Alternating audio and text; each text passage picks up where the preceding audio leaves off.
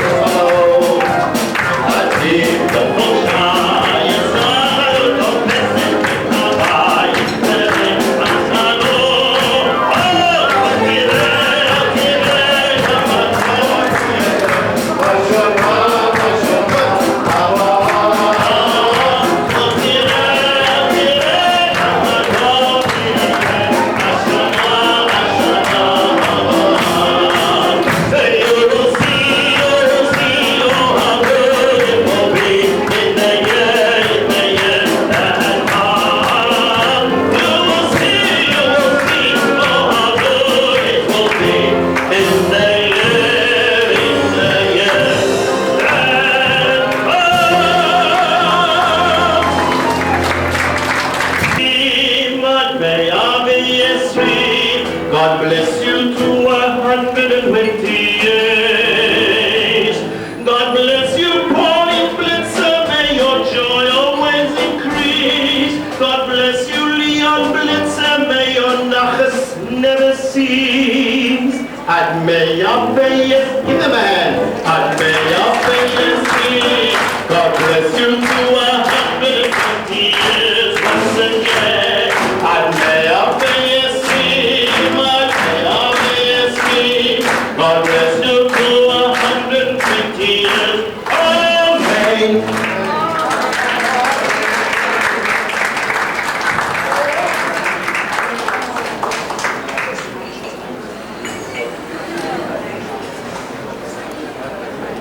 And a special round for Ken Novak and his wonderful band. Thank you. Greg, a little advertisement, a little commercial. If you enjoyed this program, it's just a little touch of what we're going to be doing. We have a Kansas concert in Anshe Israel, March the 19th. It's going to be a fantastic musical festival. Tickets will be on sale soon. Start lining up, okay?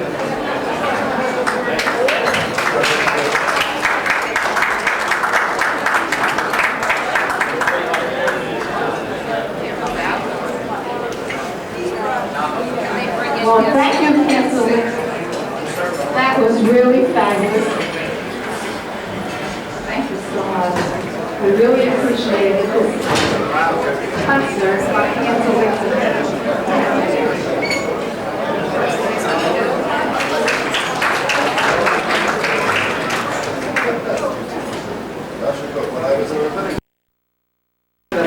All my advisors on the right and left side of the helmet. Madam Chairman, all presidents,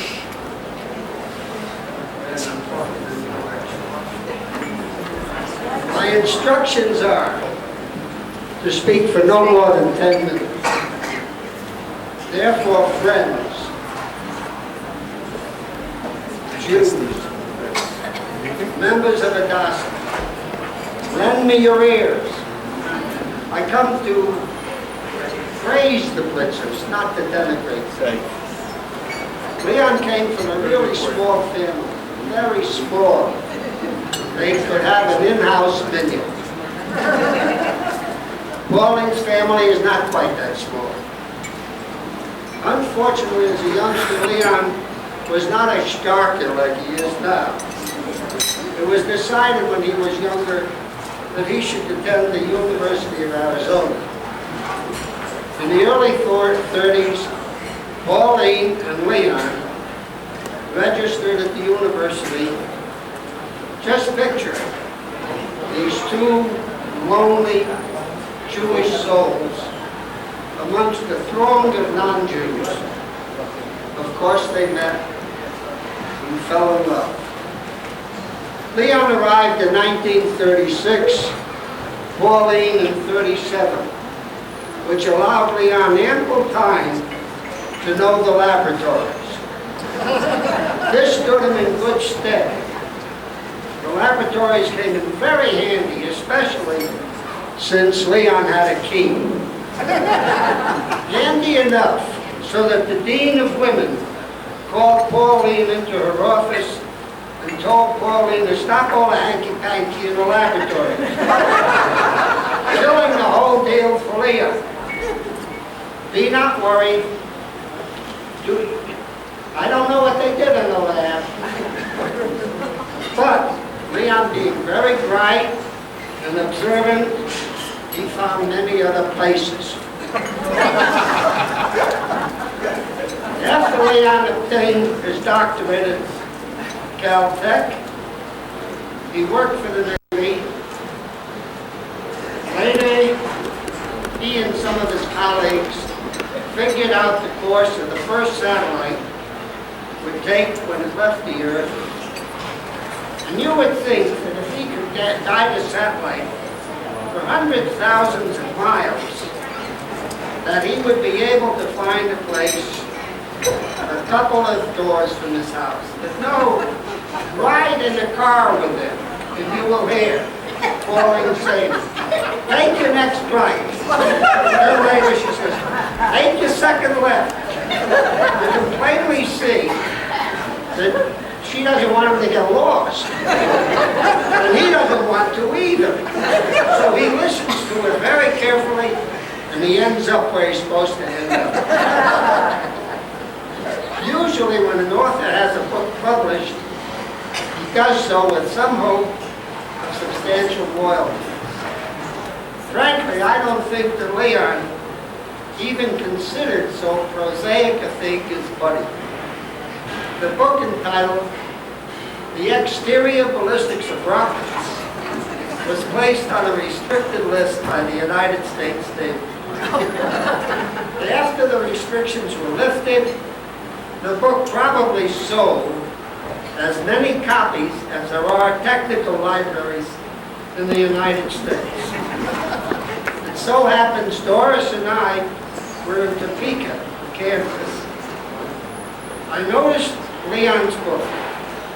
I inquired of the bookstore man if the book sold well. He told me several people had looked at it, they couldn't understand it, none of them bought it. That I was the only one who bought the book. One day, Leon, glancing at one of our bookshelves, remarked, didn't I give you a copy? I replied that I bought it in Topeka. In Topeka? I didn't even know they sold copies in Topeka. I said they only had one. However, Leon doesn't worry about money. One day, Henry Kaufman told Leon he read about Leon's promotion to a full professorship with a raise. Well, you know, Henry is very pleased, and being his usual reticent self, He said, how much? $200, replied Leon. That's great. Now you can give more to the ZOA. For Henry, the sun and the rose set with ZOA. Leon, knowing Henry's thinking, said, 200 a year, not 200 a month. Henry could not believe it. In the 30s, the university paid next to nothing. But then the professors demanded very little. For example, in the 40s, Leon had a terrific job. He worked with Professor Warner, collecting data on clouds and weather in Tucson. His pay, $10 a month. A professor at Minnesota learned of his work and wanted some of his data. Next, a movie company coming to Tucson needed some data on clouds and weather. Right up Leon's alley. The problem arose. How much to charge the impoverished movie company? Did you ever hear of an impoverished movie company? After talking with Professor Warner, he then turned to his financial advisor, Pauline.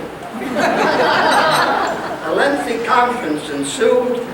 They felt that the movie company could afford to pay Leon $15 to make his work $1. This is how Leon became rich.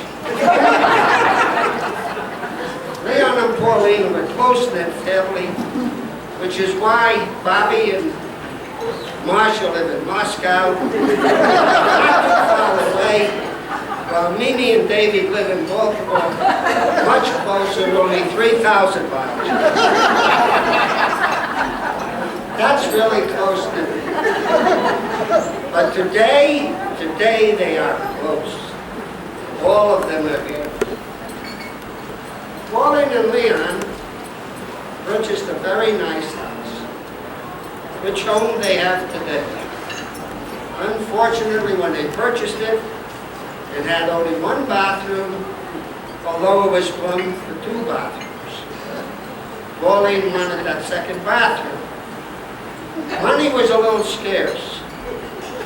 So Leon told her that in his family, there were 10 members, plus 2 Greener Krasiners, and no one messed on the floor. That cut no ice, but Pauline got the second bathroom. With his reputation firmly established throughout the world, Leon was sent by NASA to many countries, including Brazil. Naturally, he had to submit expense accounts. But you should know that Leon is as honest as the day is long. So he turned his expense account into Brazil. The secretary asked, "Is this correct?" "Absolutely." No one else turned in such a little report, the secretary commented. His reply, "It's correct." Later, the other scientist caught up with Leon. "Leon, what are you trying to do? Kill this for us?" To this day, Leon has not yet learned how to pad his expense account. From time to time, and he's got a new suit on, I want you all to examine it. From time to time, Leon would buy a new suit. Whether he wanted to show it off or was absent-minded, I don't know. But there were times when he would go about the whole day without taking the tags off the suit. Another anecdote that's very interesting. Did you know how the Blitzers sleep? Well, let me tell you. Some years ago, there was a dental convention in San Francisco. Doris and I, plus our Portland friends, the Cantors, always shared a suite. Pauline and Leon had come to San Francisco for one reason or another without a reservation and were unable to find a room. And Pauline who knows absolutely everything that goes on everywhere, knew where we were staying. They visited us. We suggested that they stay the night with us. A couple of cots were brought into the living room. After breakfast, despite our insistence, Pauline was adamant she wanted to pay for her own sleeping arrangements. We accompanied her to the cashier, who told her it was $12, $6 for each cot. You mean $6, she said, not 12. You mean you both slept on one cot? Asked the cashier incredulously. Yes, came the reply.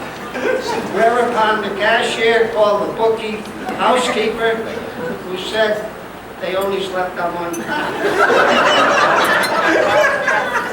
The $6 was paid. As we left the cashier's desk, I asked Pauline, how could two adults sleep on a cot 28 inches wide? For answer, we always sleep like spoons. This brings to mind something Leon told me while we were discussing a case in which the prosecutor questioned the accused but had gotten completely unsatisfactory answers. We were in Leon's kitchen. Leon said, Pauline should have been doing the questioning. She knows more ways to extract information than that prosecutor. Come to think of it, Leon said, Pauline should have gone to law school, as some of her married friends did. Leon felt, as do I, that she would have made a terrific trial lawyer or prosecutor. Nothing escapes her. These two persons who every day of their lives do God mitzvah are deserving of the honor being bestowed on them by Hadassah tonight. Leon and Pauline are constantly, deeply concerned with the well-being of their friends and the good health and the safety of Jews throughout the world. Lift your cups high and let us give these two wonderful people our chayim. Doris and I love them very much. We are very happy to call them friends.